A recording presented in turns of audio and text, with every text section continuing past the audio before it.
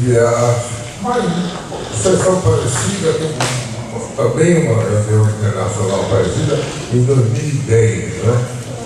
Em 2010 eu vim para uma conferência sobre complexidade, onde estava o professor Bernard Morin, na França, e a professora Carol me convocou para vir aqui conversar com vocês. E esse ano a mesma coisa, a conferência começa amanhã, então já que eu vim aqui para Fortaleza, com muito prazer eu venho conversar com vocês. Eu me sinto muito feliz, muito honrado com esse convite, e é um convite muito especial, porque na minha carreira, tenho 83, já bem andado, já quase 84, e comecei a dar aula com 16 anos, 17, então eu tenho uma grande carreira, longa carreira como professor de matemática.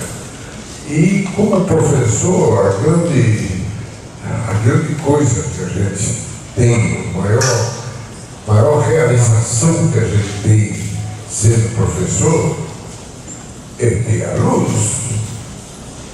E o professor está se valorizando pelos alunos que, milhares de alunos que passam pela gente, e alguns desses alunos marcam e continuam ligados. Isso é uma das coisas maravilhosas da nossa profissão. Eu acho que quando a gente quer se apresentar, é muito bom a gente se apresentar mencionando ex-alunos. E aqui, nesta universidade, no dia de hoje, eu tenho a grande satisfação, um grande prazer, de ter 2 ex-alunos. Um de mais tempo, que é o professor Aldo, que foi meu aluno desde, acho que 73, não, 40 e tantos anos atrás. E é uma amizade que se mantém desde há 40 e tantos anos. E que eu prezo muito e fico muito feliz com a sua presença, Aldo, aqui nessa sala. Muito obrigado. E de tempos mais recentes, a professora Carolina, que também foi minha aluna e que também marca, como profissional, são marcas que eu tenho na minha carreira de professor. Marcas que fazem com que a gente olhe e fale, puxa, como valeu essa carreira, olha aqui, que jovens que eu tive como ex-alunos. E agradeço muito a professora Carolina, a Carol, a gente chama, por ter promovido essa minha fala com vocês.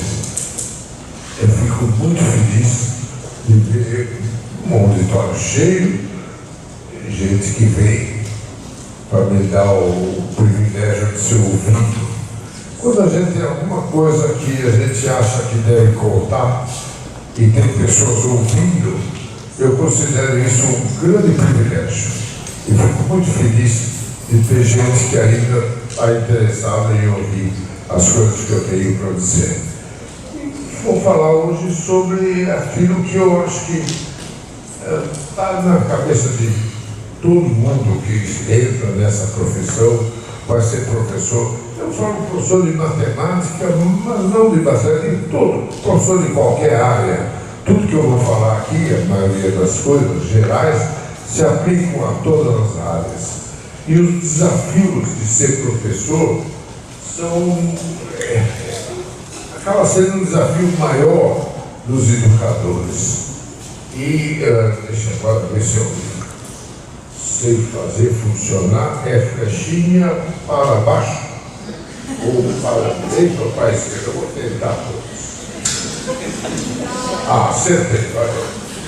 Desafio maior dos educadores. Qual é o desafio maior que nós temos como educadores? É oferecer aos jovens de qualquer área, não é só matemática, todas as disciplinas, oferecer para eles o conhecimento. de modo que eles possam se comportar adequadamente no futuro. Quer dizer, nós preparamos gerações para o futuro.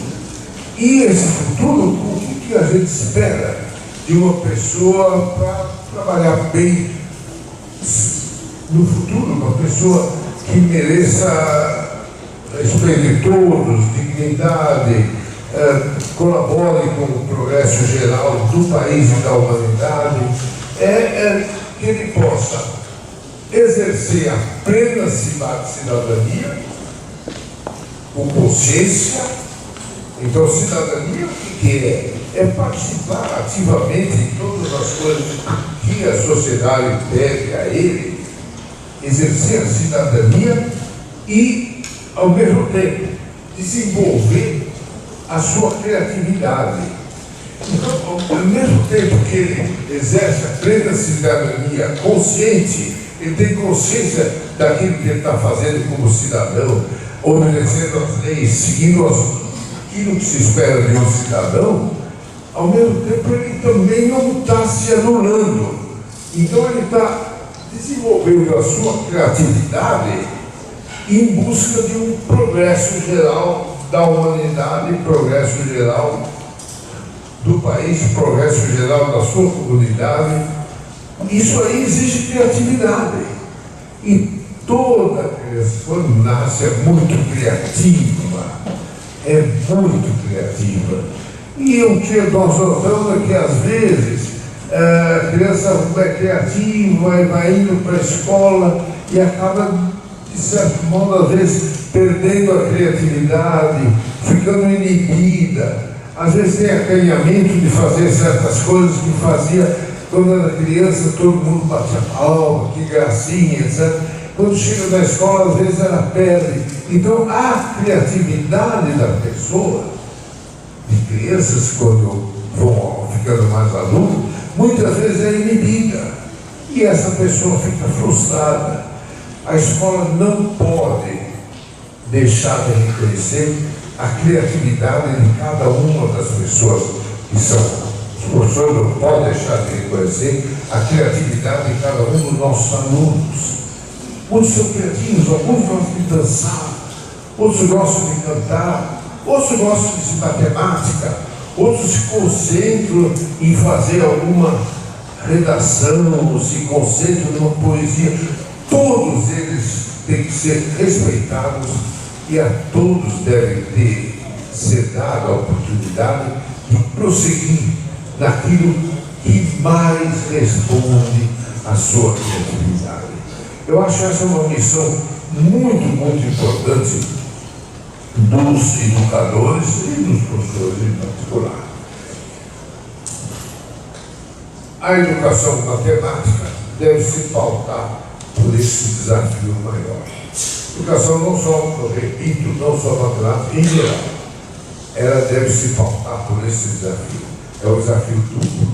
Preparar para a cidadania, e ao preparar para a cidadania, nós temos que fazer com que a pessoa aprenda que há um tipo de comportamento social que a pessoa deve, de algum modo, obedecer, seguir, mas ao mesmo tempo não pode deixar de lado aquilo que dá a ele grande satisfação. É um desafio muito grande para todos os educadores, em particular para os professores. É muito importante que, ao se adotar um método de ensino elementar, esse método de ensino não pode, não deve ser prejudicial para um jovem entre 1000 que gosta daquele tipo de raciocínio. Mas é muito importante que não possa também prejudicar os demais. Isso foi escrito por um cientista inglês, John Perry, em 1901, no início do século XX. E, naquele tempo, como hoje, a educação matemática, resultados do ensino matemático iam muito mal. Matemática ia mal, física ia mal, tudo ia muito mal. Não, o quadro não é muito diferente do que a gente vê hoje. Ia muito mal. E os programas eram rígidos, todo mundo tinha que estudar a mesma coisa. E o Perry diz, claro, se você, e o foco aí dessa conferência que ele fez, o foco era em matemática. E todo mundo insistia, a matemática tem que ser rigorosa, abstrata. Mas na classe tinha um ou dois que gostavam disso. E os outros ficavam perdidos, não sabiam o que fazer. E esse João Perry diz, você tem que lembrar que um que gosta de matemática, na escola, ele deve ser estimulado. Mas e os outros que não gostam? Até hoje, 1 e 999. Quer dizer, e os outros? Só porque eles não sabem matemática, eles são podados, são eliminados. E ele diz que isso não pode acontecer. Então, ele dizia, essa escola não pode ser para um jovem entre 1000 e os demais. Pode ser uma escola que capricha naquilo que só um interessa, e os demais. E esse mesmo pensamento, essa mesma ideia, faz com que a gente diga, não, a escola deve ser para todos. Deve ser uma escola que dê muita satisfação àquele jovenzinho que é louco por matemática, gosta de matemática. Você dá um problema para ele, ele fica tentando resolver e acaba resolvendo. Esse jovem deve ser estimulado. O mundo precisa de matemáticos. Ele deve ser estimulado. Como é que a gente vai fazer o estímulo para esse jovem? Dando para ele problemas cada vez mais difíceis. Pode, inclusive, incluir esse jovem nas Olimpíadas Matemáticas, que é uma coisa maravilhosa. E aí, aqueles que têm talento, aqueles que gostam, certo? Seguem esse caminho. Mas e os demais? Os que não gostam de matemática, que têm horror da matemática, que não tem jeito para matemática, que não se dão bem com matemática. É normal que haja isso. Assim como tem alguém que é muito bom em esporte e vai jogar bola e ele é capaz de pegar num joguinho de futebol, ele pega e se distingue dos demais, porque lembra todo mundo. E tem outros que não são capazes nem de chutar para frente. O sujeito que é muito... Um não pode ser penalizado porque não é capaz de fazer o que o outro faz. Então, esse matemático, 2, 3, tem que ser que gosta de matemática. A escola, o professor, tem que estimular, dar para ele o máximo que pode. Mas não esquecer os demais, e dizer, não, vocês não são bons, vocês estão reprovados. Isso não pode acontecer. A escola deve ser para todos. Então, o que nós, eu lembro e gosto de enfatizar, os demais, que são a grande maioria, eles não gostam de matemática e não se interessam para matemática, não tem talento, não tem jeito para coisa. Esses não podem ser penalizados e dizer, não, esse cara é burro, esse cara não serve para nada, e olha aí, não consegue nem aprender a resolver uma equação tão simples, não aprende e nunca vai aprender, porque aquilo é completamente fora do que é interesse dele. O que tem?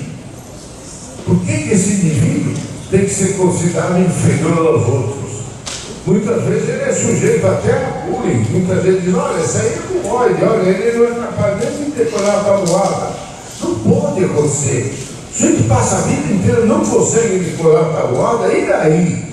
Pode fazer coisas brilhantes em outras áreas. Isso aí tudo tem que ser considerado. O que acontece com os demais que vão mal e recebem esse tratamento, dizer, não, você não serve para isso, você é ruim, você não é capaz nem de aprender essas coisas simples, eles acabam desistindo da escola e vão embora. Por que eu vou ficar nessa escola? Estou sendo humilhado, ou ser humilhado, porque eu não consigo aprender essa matemática? Não pode acontecer isso. Isso aí eu encontro uma observação muito grande. Um jovem entre os 1000 que gosta de raciocínio abstrato não pode ser prejudicado. E eu repito e insisto, esse jovem que é bom em matemática não pode ser prejudicado, mas ele está sendo prejudicado. Por quê? Porque o professor, claro, o professor tem uma classe onde passa uma prova, 2 tiram nota alta e o resto da classe vai mal. Claro, o professor quer bater o emprego dele. O que ele faz? Ele baixa o nível. E então eu vou começar a dar exercícios mais fáceis, exercícios mais simples, para poder ver se eu tenho mais gente com algum resultado. E vai baixando o nível. Claro, baixando o nível até atingir aqueles mais fracos, que ele acaba, agora sim, olha aí, não foi 100% de reprovação. Olha, ao fazer isso, o grande prejudicado é aquele jovenzinho brilhante que gostava de matemática, porque ele começa a ter desestímulo também, e ele acaba desistindo do que ele estava estudando. Ele acaba abrindo mão de continuar. Eu gosto muito de matemática, mas essa escola só dá exercício fácil, eu faço da hora. E com isso ele se desestimula. Ao se desestimular, o que a gente faz? Está perdendo um talento. É a mesma coisa. Se você tem uma escola ou uma classe onde começa a tocar música, você percebe, o menino ali começa a se mexer, o menino começa a ficar se mexer, e você percebe que ele acompanha o ritmo daquele entusiasmo. Esse garoto é aquele que tem talento, vocação para ser um dançarino. Mas aí, conforme a classe é conduzida, aí começa a falar, olha aí, esse aí é bicho, olha o jeitão dele, esse aí é um bichão, certo? E ele acaba se simulando. Ele acaba saindo daquele entusiasmo que ele tinha fazendo essas coisas e vai se inibir. E quem sabe você está perdendo um grande talento para a música. Por quê? Porque ele se sente ali, então ele vai se recolhendo. Isso é a mesma coisa nos esportes, isso é a mesma coisa na poesia, isso é a mesma coisa na literatura, isso é a mesma coisa na matemática, é a mesma coisa na física. Então tem que entender que cada indivíduo é um indivíduo, cada um deve ser tratado com aquilo que mais reflete o entusiasmo dele. A escola é centrada no aluno, não é no programa que o professor tem que passar adiante. Eu acho que essa é a coisa chave que existe nesse conceito de desafio que eu mencionei. Eu tenho uma observação muito interessante, que isso acontece geralmente por falta de preparo do professor. O professor, ele geralmente é formado há alguns anos, vamos dizer, há 15 ou 20 anos, onde muita coisa do mundo de hoje não existia naquele tempo. Quando os alunos vêm pensando em coisas mais novas, mais recentes, muitas vezes esse professor se sente inibido. Puxa, eu não sei o que ele está falando, porque não é do meu tempo. Isso aí não é do meu tempo. O que será? Então o melhor é não tocar nesse assunto. E com isso você evita coisas que seria de interesse de muitos alunos. Isso acontece mais do que na matemática, acontece, por exemplo, na história. Muitos professores se formaram em história, sobretudo geografia, se formaram com uma geografia onde existem certos países que não existem mais. E na hora que ele vai dar aula de geografia, se ele recorre ao que ele estudou há 20 anos atrás, é uma geografia totalmente desatualizada. Os alunos que estão todo dia olhando lá no Google, né, sabem muito mais coisas atuais do que os professores. E muitas vezes, ao questionar os professores, o professor se sente inibido. O professor acha que, bom, agora eu vou fazer feio perante os alunos porque eu não sei isso. Não pode. Dizer, um professor que se formou, e agora eu volto para a matemática, fez uma licenciatura em matemática, ele terminou os cursos, provavelmente algumas disciplinas passou por dificuldade também. De repente ele chega um aluninho de 12, 13, 14 anos, que resolve alguns problemas que quando ele era aluno da licenciatura, ele nem conseguia fazer. E agora, depois de formado, depois de 15 ou 20 anos de formado, ele não consegue fazer. Mas o aluno faz rapidamente. Aí o que ele faz? Evita de mostrar esse problema para o aluno, com medo que o aluno faz muito rápido e ele, como professor, não é nem capaz de acompanhar o raciocínio do aluno. Isto é uma maneira, eu considero, completamente desastrosa de ser professor.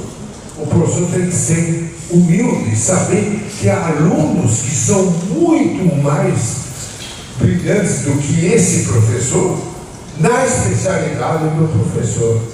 É isso que a gente tem que reconhecer. A mesma coisa, os pais, quando você, como pai, percebe que o seu filho te faz uma observação, te fala alguma coisa que você nunca passou por ela, você não sabia, não conhecia, de repente o filho vem e te chama a atenção de alguma coisa, o que a gente tem que fazer? Nossa, que beleza, meu filho me passou, meu filho está me superando. Essa é a verdadeira alegria que a gente tem como pais. E como professor, tem que ser isso. Mas eu tenho um aluno, nossa, ele resolve esse problema que eu nem sei como começar. Essa é a puxa, que alegria. Mas muitos professores, como sabem que isso pode acontecer, então nem mostram o problema difícil para o aluno, com medo que o aluno faça o que ele não é capaz de fazer. Eu acho essa uma coisa muito séria para a gente, quando aceita esse desafio de ser professor. É um desafio. O professor tem que ter humildade para reconhecer que existem os alunos que vão muito além dele, que superam esse professor. Eu acho que a palavra-chave para ser um bom professor, nessa minha concepção do que é a educação, a palavra-chave é ter humildade. Não é só para ser professor. Em todas as áreas desse mundo.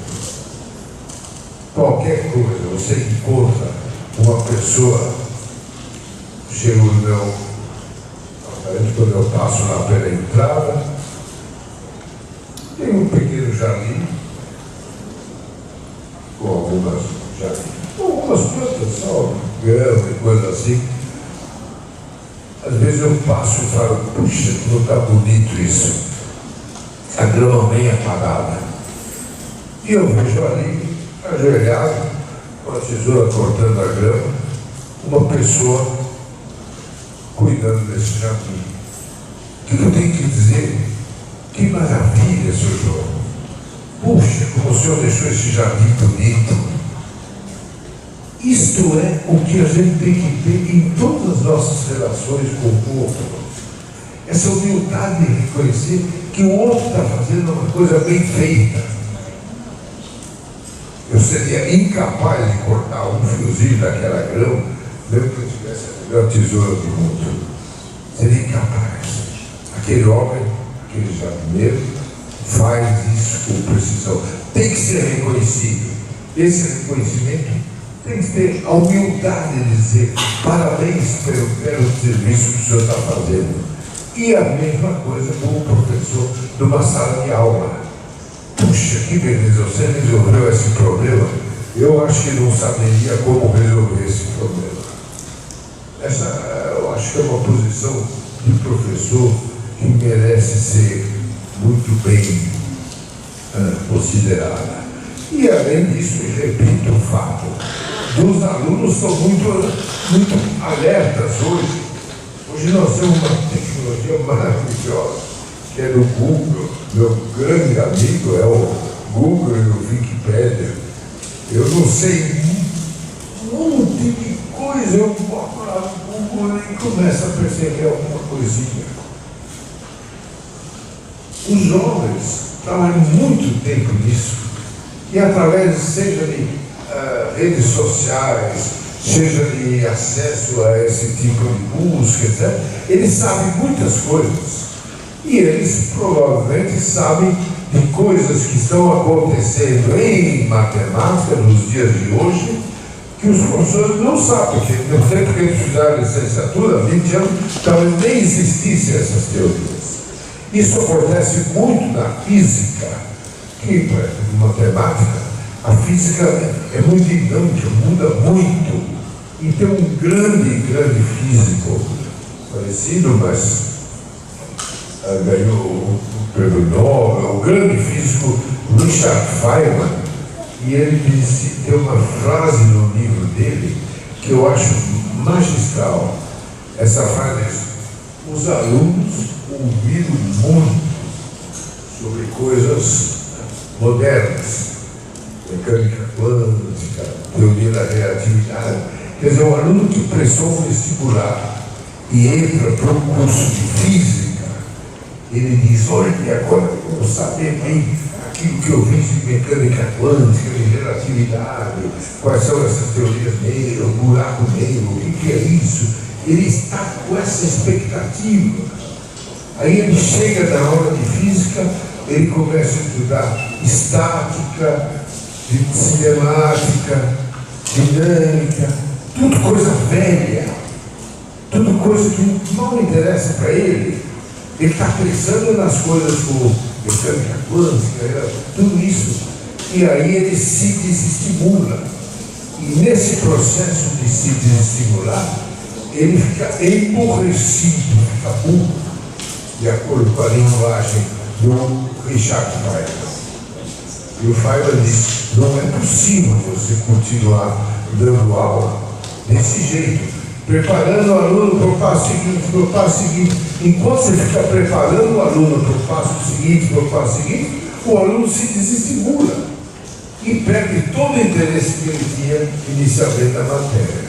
Eu sempre uso essa citação, porque essa citação diz tudo sobre como os nossos programas, os nossos currículos não fazem bem para o aluno. Porque aquilo que a gente ensina é coisa velha, é coisa ultrapassada, que não está no imaginário do aluno. Em geral, não é só aqueles que têm talento em matemática, não. Aqueles que agora, por exemplo, você pega um jornal, vários jornais aqui do Brasil ainda falam nisso, ainda, devem continuar falando sempre, mas tem um jovem brasileiro chamado Arthur Ávila, que ganhou um grande prêmio, que é a medalha Fields, os maiores prêmios que existem em matemática no mundo. Esse jovem, esse prêmio só é dado para quem não fez ainda 40 anos. Esse jovem, então, que não fez 40 anos, ganhou esse prêmio, um dos mais cobiçados do mundo. Isso aí saiu em todos os jornais. Então, todos os alunos, os jovens, quando chega na aula de matemática, estão interessados em saber: puxa, quem é esse atual? O que ele fez? o professor é incapaz de dizer o que ele fez. Porque o que ele fez é pagar a conta de banco se você não souber usar isto. Essas são as coisas que são muito importantes. Nada disso, e tudo tem base, é tudo matemática. Nada disso é mexido na sala de aula. Meu aluno completou agora um doutorado sobre o uso da sala de informática numa escola estadual em Minas. Numa rede estadual, um grupo de escolas de Minas, e todas as escolas têm uma sala de informática. E ele fez a pesquisa dele, vendo como é utilizada essa sala de informática. E o que ele verificou? Quem menos usa a sala de informática, quem menos mexe com informática, são os professores de matemática. Ela é pouco usada, porque continua dando aula no quadro negro disso. Essa matemática dói. Então, é necessário uma outra geração de matemáticos, gente que está interessada em outras coisas, em coisas novas, em coisas diferentes, que se comunique com outros cientistas. Eu recebi agora há pouco uma revista da Sociedade Americana de Matemática Aplicada, que eu sou membro. Essa sociedade publicou na revista de capa um artigo sobre modelos matemáticos para combate ao problema do Zika. A gente está muito preocupado com o Zika vírus aqui no Brasil. Olha, o Brasil não é isso. A preocupação lá nos Estados Unidos é enorme. E os matemáticos estão preocupados com o problema do Zika. Olha, isso aí é coisa que necessário que os matemáticos saibam que essas outras áreas também têm ligação. A matemática oferece possibilidades de trabalho em outras áreas. E por isso, essa coisa, trafegar entre matemática pura e aplicada. Quem disse isso é um matemático chamado Gromov, matemático puro da mais alta estirpe, e ganhou um grande prêmio, equivalente ao prêmio Nobel, prêmio Abel. Esse aí não é dado, o prêmio Medalha Fields é só até 40 anos. O prêmio Abel é pela carreira inteira, a vida inteira. E esse Gromov ganhou o prêmio Abel. E o que ele diz é que a matemática tem que ser ligada às outras ciências, tem que ser muito interdisciplinar, tem que ser, na verdade, transdisciplinar. Isso é uma coisa. E a minha proposta é fazer um enfoque transdisciplinar e transcultural à educação, em particular a educação matemática.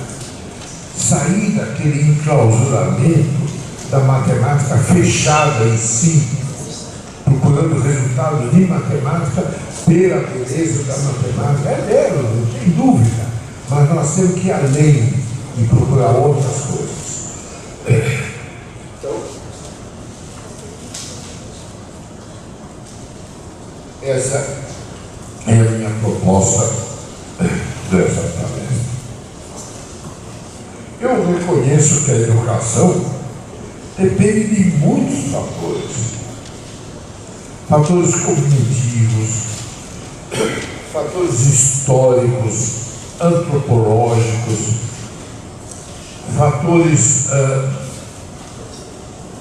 as próprias disciplinas, os fatores sociopolíticos e os atores. Os atores são os que agem no processo, alunos e professores e administradores.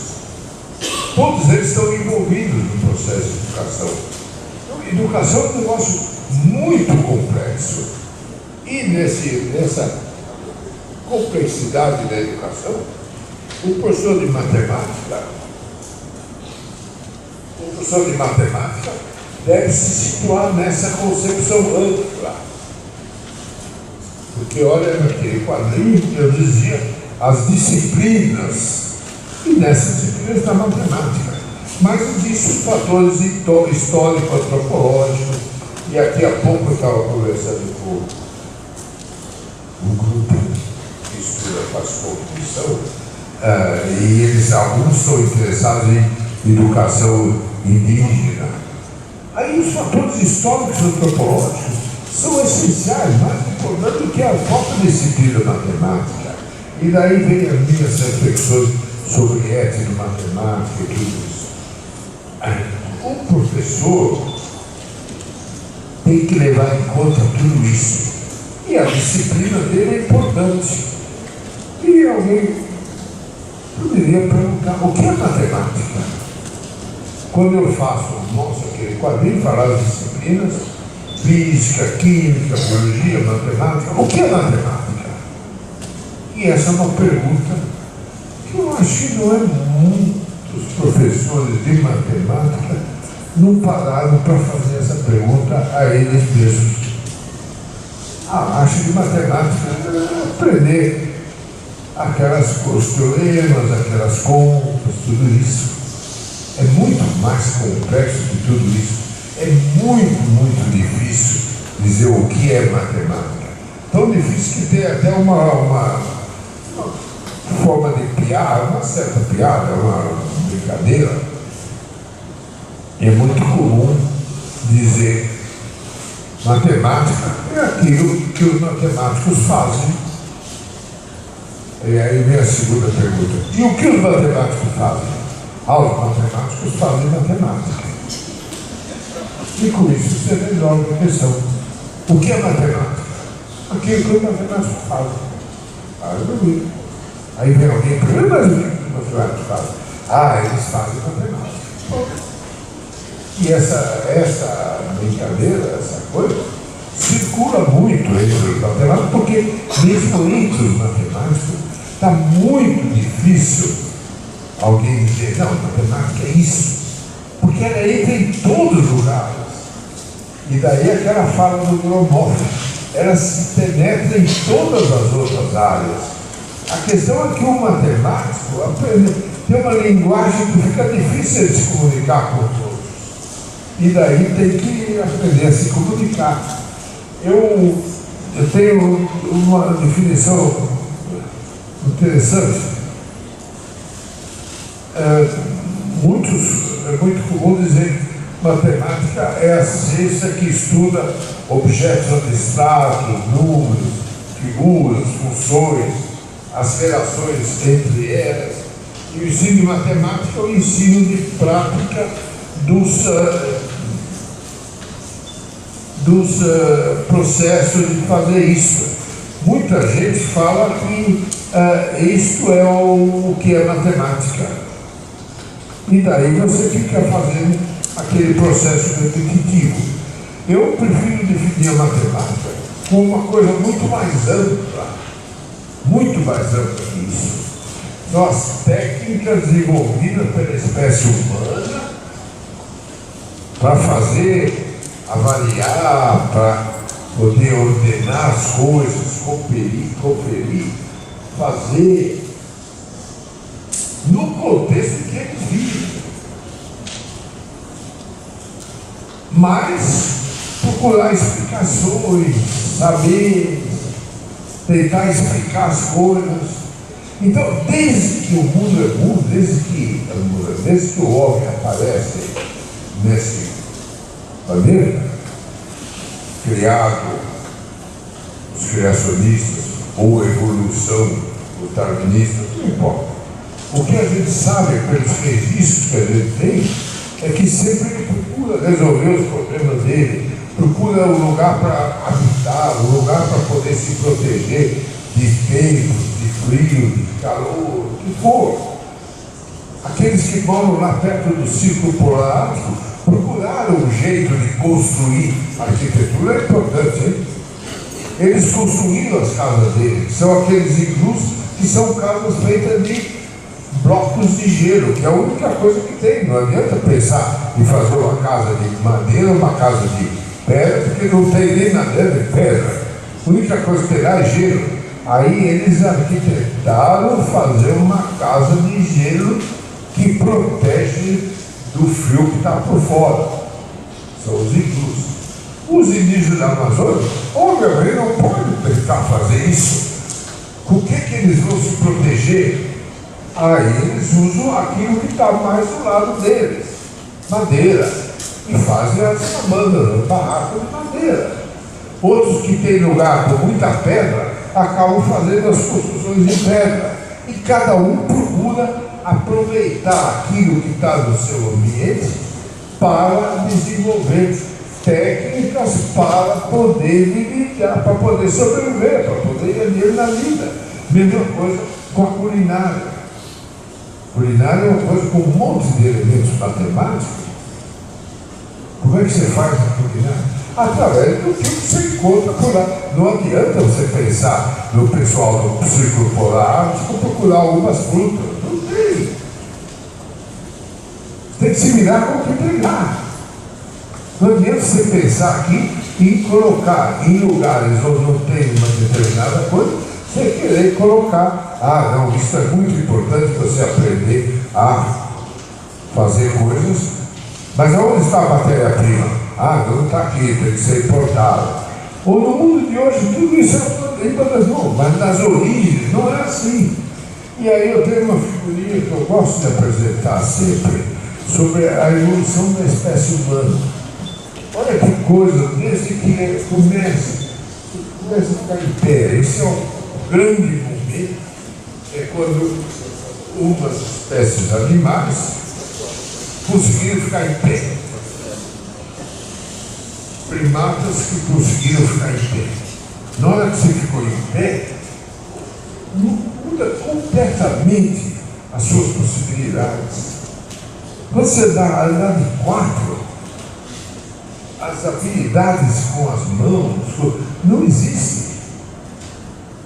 Se você quiser carregar uma coisa, quando uma presa, um animal tem uma presa, como é que ele foge com aquilo que ele abocanhou? Carregando na boca, andando em 4.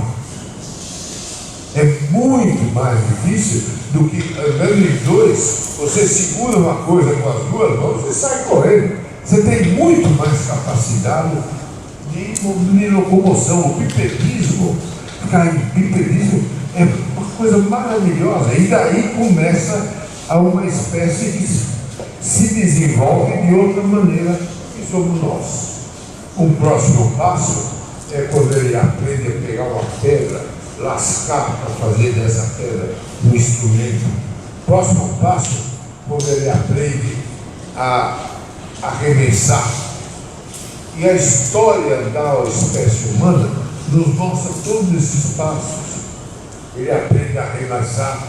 Ele desenvolve, quando se desenvolve a indústria, aparecem equipamentos que fazem força que o braço não teria tanta força para fazer. E agora, com a informática, desenvolve a nossa capacidade de memória e de rapidez de raciocínio, que sem a informática nós não tínhamos capacidade de fazer. Isso tudo é a evolução da espécie humana. Nesse processo, se adquirir fazer e saber. Por exemplo, com o pipedismo, você acaba se deslocando muito mais.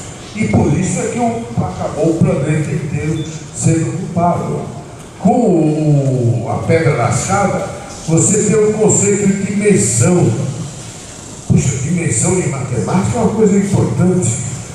O que é maior, o que é menor, o que pesa mais, o que pesa menos. Ele começa a perceber isso na hora que pega uma pedra. Ele quer lascar a pedra. E para lascar essa pedra, como é que ele vai fazer? Ele tem que saber se é muito grande, se é pequena. Tudo isso se desenvolve. E aí, o movimento, a agricultura, a indústria, tudo isso se desenvolve num processo que é um processo de evolução muito rápida.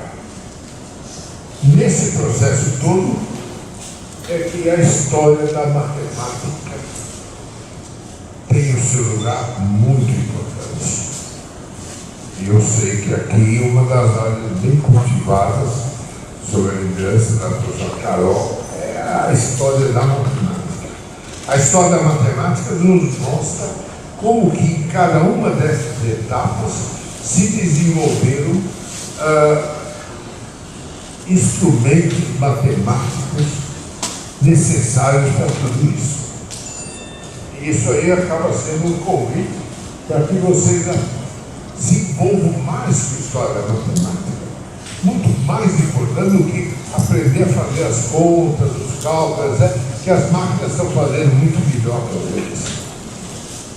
As coisas feitas mecanicamente, mas o conceitual, e você encontra as origens do conceitual na análise da história, tem que ser muito bem cuidado.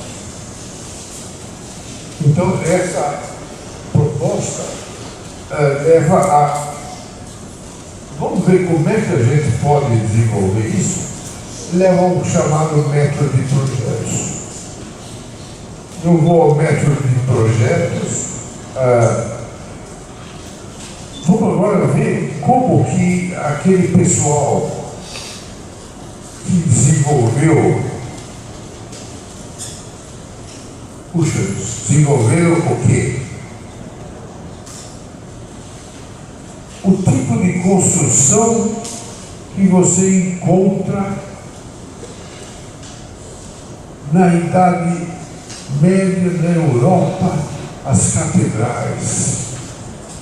Como que eles desenvolveram isso? E aí você pode estudar a história das catedrais. E vocês vão ver que a história das catedrais é uma história cheia de matemática. Como que eles desenvolveram, por exemplo, a capacidade de medir distâncias. E aí você vai ver a capacidade de medir distâncias, aqueles aparelhos que começam a se desenvolver para medir distância. E aí a história é cheia de coisas assim, mas cada uma dessas perguntas pode constituir um projeto. Como pode constituir um projeto? Você dizer como seria possível melhorar o acesso a essa universidade para quem vem da cidade. Então você tem que fazer todo um estudo do trajeto, das ruas disponíveis, de quantos alunos vão, voltam. Isso é um projeto. E o método de projetos é aquele método que permite flexibilizar o currículo. Você não precisa ter um currículo, um programa. Vou ensinar isso para depois ensinar isso para depois. Não, vai para um projeto. E eu sei a possibilidade, há muita coisa sobre projetos que vocês podem desenvolver. Eu estimulo vocês a olharem para projetos e, sobretudo, aqueles projetos de natureza histórica. Como essa coisa foi desenvolvida, como apareceu, etc.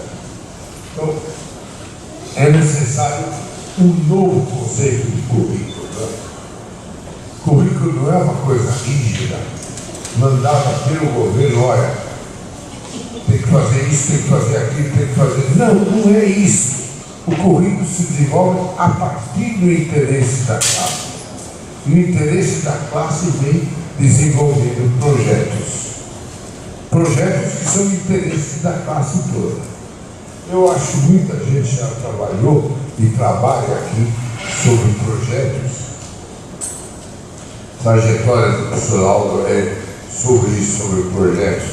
Quando nós estivemos lá na Unicamp, com um método, com um programa de mestrado organizado pela UEA, cuja base principal era projeto, não era projeto da coisa.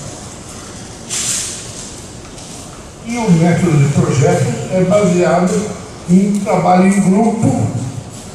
E aí nós temos que reunir os alunos, um grupinho aqui, vai um projeto. O projeto tem que ser de interesse daquele grupo. Muita gente é contra o trabalho em grupo, porque diz que, bom, 3 trabalham.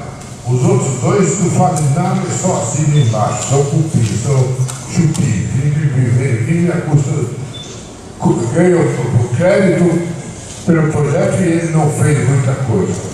Mas a vida é assim, não, né? Pega a família. Você tem os filhos que na hora de fazer alguma coisa em casa, você percebe que tem um que encosta o corpo, procura escapar dessas coisas, procura não ajudar a boca em casa. Na hora da mãe tirar a mesa, alguns levantam e ajudam.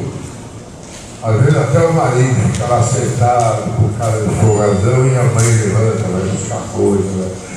É assim, a vida é assim. A realidade é assim.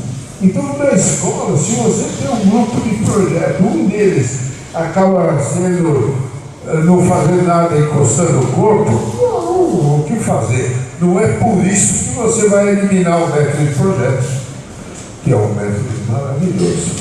Então, eu diria, método de projetos tem que ser feito, e nesse método de projetos, justamente por causa dessa questão de atitude, etc., a gente desenvolve um grupinho de 5 que está no projeto. Um tem que respeitar o outro. Eles têm que perceber naquilo. E isso acontece. Começa a pensar, agora tem que fazer a redação. Puxa, o fulano é o que escreve melhor. Isso é assim. Os outros assinam. Mas quem faz a redação é um deles. Uma coisa da vida de um orientador, de uma pessoa que participa muito em bancas de exame de doutorado. Quando acaba o exame, a gente tem que fazer uma redação, um parecer. Claro, nós discutimos e tal, o parecer é que o fulano merece aprovado, com qualidade, isso, aquilo. Mas tem que redigir isso. Aí lá no meu da banca ele fala, fulano, você escreve tão bem, você redige. E o sujeito redige. Porque ele é o que escreve melhor dos 5. Existe aí um respeito por aquele que faz, uma solidariedade, porque ele está fazendo para nós estamos todos juntos, e uma cooperação, porque às vezes ele pergunta, aqui que fica melhor dizer, é melhor falar isso ou melhor falar aquilo, aí a gente coopera, não, fala isso, fica melhor. Então, esses 3 passos, respeito, solidariedade e cooperação, para fazer com que o grupo funcione, renda, produza, sem conflitos, em harmonia. Isso a gente tem que ensinar desde a escola. É isso que a gente precisa ter na nossa sociedade.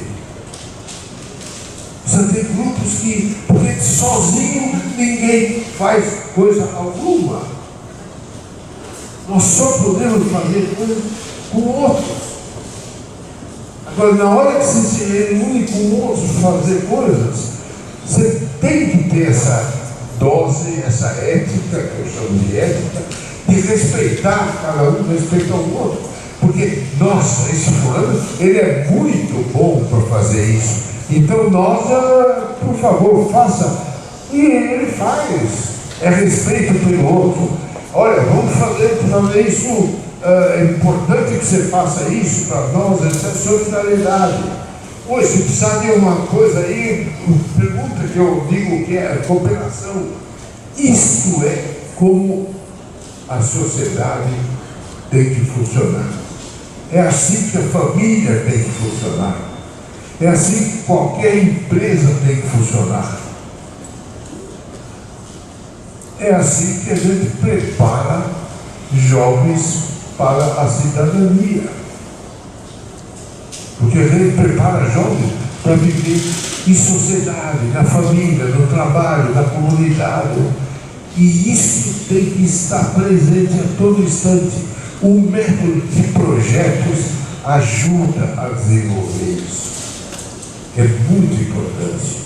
Por isso, eu proponho sempre método de projetos.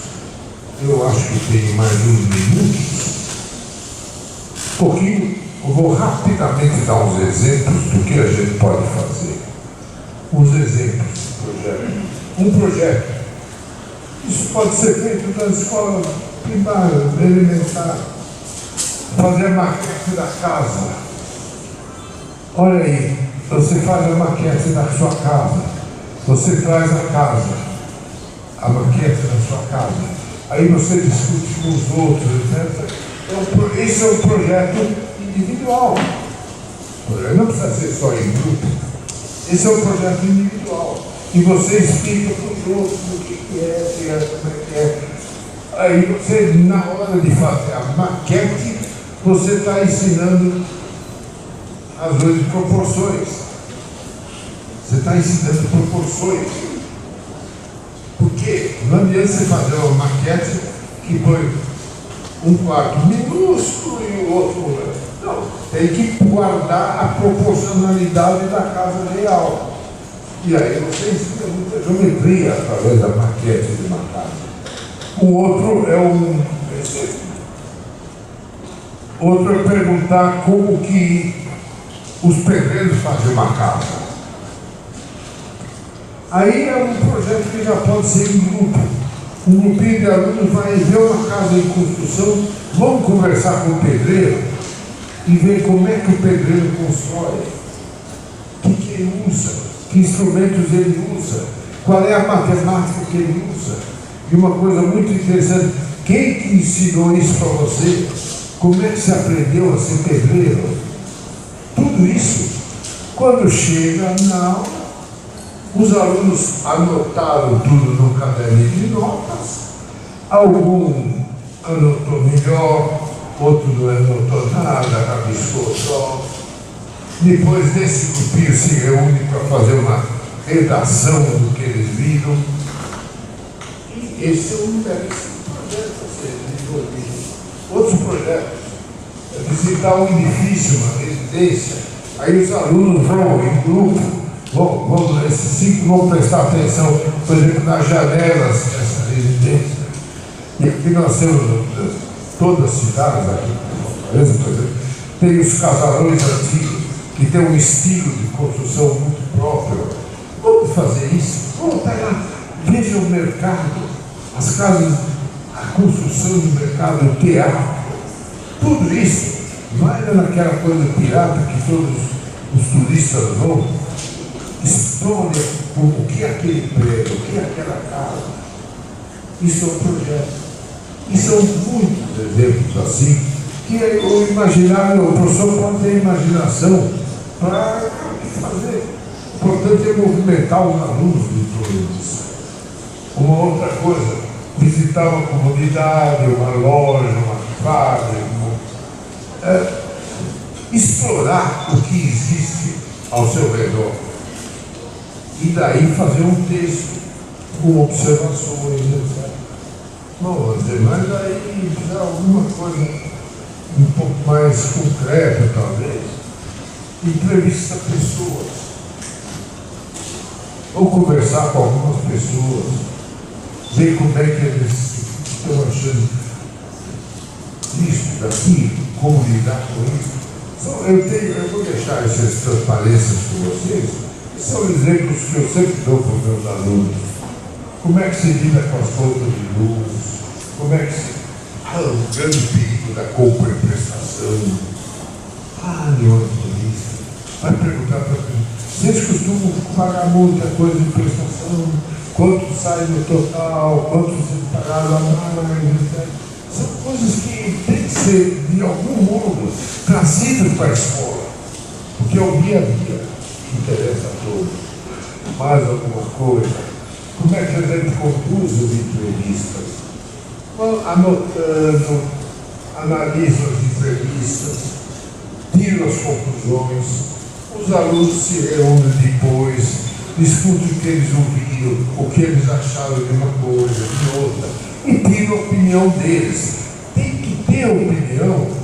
Uma criança de 9, 10, 11 anos tem que ser capaz de analisar uma situação e dizer o que ela achou daquilo, qual é a conclusão que ela tirou. Isso é estimulante. E tudo isso tem um grande componente envolvido sempre, o que eu acho muito, muito importante. Outras coisas que eu sugiro, por exemplo, calculadora. Não tem como que calculadora tem que estar presente em todo momento. Ah, mas a calculadora é só apertar o... Não. Você tem problemas muito desafiadores na calculadora. Procura calcular fatorial. Explica o que é fatorial. Muito fácil de explicar. 1 vezes 2 vezes 3, fatorial de 3. Fatorial de 5. 1 vezes 2 vezes 3 vezes 4 vezes 5. E se você for calculando fatorial de certos números, logo aparece no visor um E. Pronto. Esse é o momento de separar. Pare. Ou vamos interpretar o que quer dizer E no visor. E o E no visor é claro. O resultado não cabe no visor. Aí você chega a conclusão, põe o número menor, ou deu o resultado. Põe o número maior, não cabe. Então o visor de 6 números para no fatorial de 8 casas, ele para no fatorial, eu acho que é de 11. Mas se você tiver menos casas, aí que número que ele para? Nossa, isso aí dá uma curiosidade enorme. Aqueles que não gostam de matemática, não se interessam por matemática, acabam apertando lá e vendo esses cálculos todos. É um exemplo que eu gosto de dar. E um exemplo muito mais desafiador para aquele que pode ser interessado em participar da Olimpíada Matemática, uma questão mais difícil. Essa questão é pesquisa. Quem sabe algum aluno chega a isso aí na sua classe. Puxa, esse garoto é que tem talento. Não quer dizer que os outros não chegaram. Eu não cheguei nessa forma. Mas espero que algum aluno chegue. Boa sorte e muito obrigado pela atenção de vocês.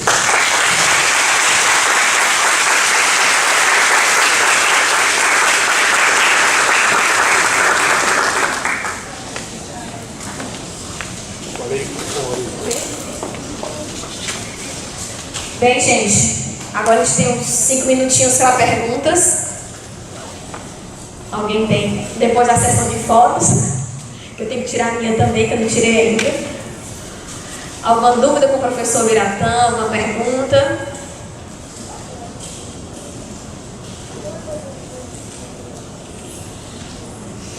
Pronto. Tem ali já.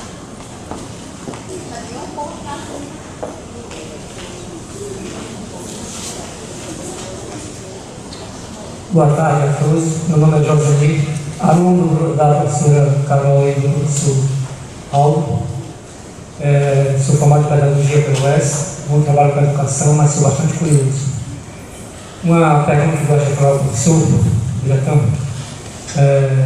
A gente sabe que há um pré-construído em relação à matemática de ser uma disciplina difícil. E isso está no discurso de todo professor. Né? Isso está na mídia, isso está no nosso dia a dia. Que a educação, a matemática é uma disciplina difícil de se aprender. E somente os inteligentes são capazes disso. Né? Aí eu pergunto, a gente vê que há estudos que comprovam uma rejeição alta na matemática. E a gente vê que a grade curricular nos cursos de formação não atentam para uma qualificação do professor que venha vencer essa dificuldade. Eu pergunto ao senhor, eu sou formado em pedagogia e parei no 7º semestre de matemática também aqui dessa casa, mas eu observo que há disciplinas que voltam para a metodologia em si, do ensino da matemática. Se conhecida essa dificuldade, se sabe que tem que vencer essa barreira, por que as instituições não preparam o aluno adequadamente? Onde é que está a falha disso?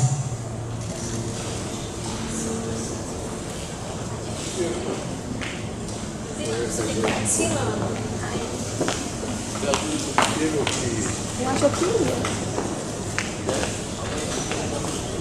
Pelo que eu entendi, você fala que há um problema sério sobre a grade curricular e que tem que ser obedecida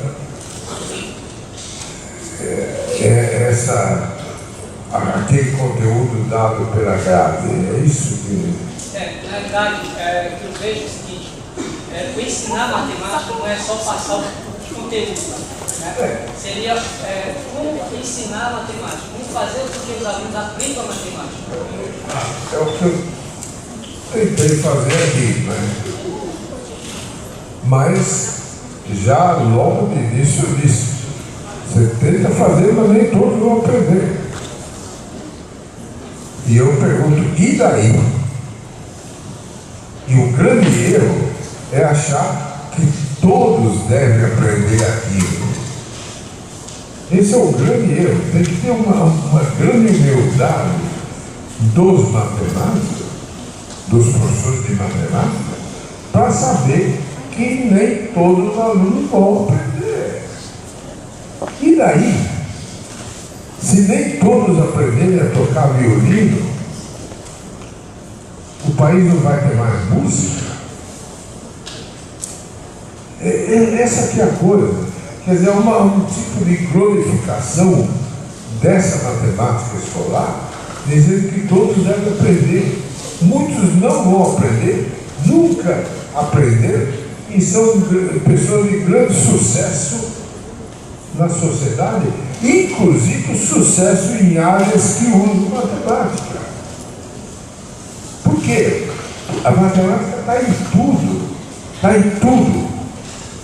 Qualquer coisa que o sujeito faz, ele está usando matemática, está fazendo matemática, mas é uma matemática que não se enquadra naquela matemática formal que é a matemática que está nos currículos, nos programas. E daí? Agora, você cria situações como essas propostas, projetos, né? O sujeito acaba fazendo, resolvendo. De que modo? Muitas vezes os marmeiros acabam criando um estilo novo de matemática. Você não reconhece isso se você ensinar e cobrar aquilo que você ensinou. Essa que é para mim é o ponto principal. Então, o reconhecimento que nem todos vão bem em matemática. E daí? Por que não fazem uma prova também sobre salto em altura, equivalente ao Enem? Agora vamos fazer o Enem de salto em altura. Quer dizer, não tem. Quer dizer, muitos não sabem, não vão aprender. Não... Agora, se claro, aí eu volto a falar do Enem. Por que é importante fazer o Enem? Por quê? Porque isso dá acesso a certas coisas que pedem. Agora, o indivíduo que não passa, que não faz, que vai mal, não pode ser considerado excluído da sociedade. Esse é o problema. Ele não pode ser considerado um sujeito menor. O Paulo Freire tem uma frase muito bonita, e infelizmente não trouxe essa palestra dele aqui. O Paulo Freire diz que quando era criança, na escola, eu não entendia nada de matemática, eu ia muito mal de matemática. E a gente olhava para aqueles meninos que iam bem em matemática como se eles fossem gênios ou deuses. E eu, que não aprendia nada de matemática, sempre ia mal nas provas, eu me sentia assim meio burro, excluído. Isso aí não me abateu, eu continuei fazendo as minhas coisas. Hoje eu percebo que eu sou muito bom em matemática, apesar de nunca ter aprendido essas coisas. Porque a minha vida inteira eu só vivo fazendo matemática. Eu vou trabalhar de acordo com o horário certo, eu procuro o meu caminho certo para chegar num determinado lugar, eu me oriento bem num monte de coisa. E ele deu um monte de exemplos em que, para viver, eu cuido das minhas contas de banco, cuido das minhas contas de casa, tudo isso com muita matemática. Eu sou capaz de fazer a matemática que me interessa e que me é útil, mas fui incapaz de passar nos exames das escolas. É isso que a gente tem que reconhecer. Então, você fazer uma matemática espontânea, pega aquele garoto que gosta muito de jogar futebol, começa a perguntar para ele sobre por que você chuta a bola? Se você der um bicão, por que a coisa não é tão boa quanto você chutar de acordo com o que dá mais certo? E ele acaba te dando uma explicação. Essa explicação tem componentes matemáticos muito fortes. E se o professor tiver habilidade, ele é capaz de pegar a menina que vai muito mal em matemática, só é reprovado porque dá aqueles problemas, aquelas equações, ele é capaz de fazer.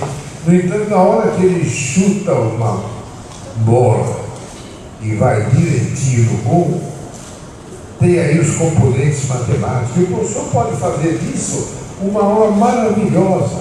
Olha, ele tem que calcular a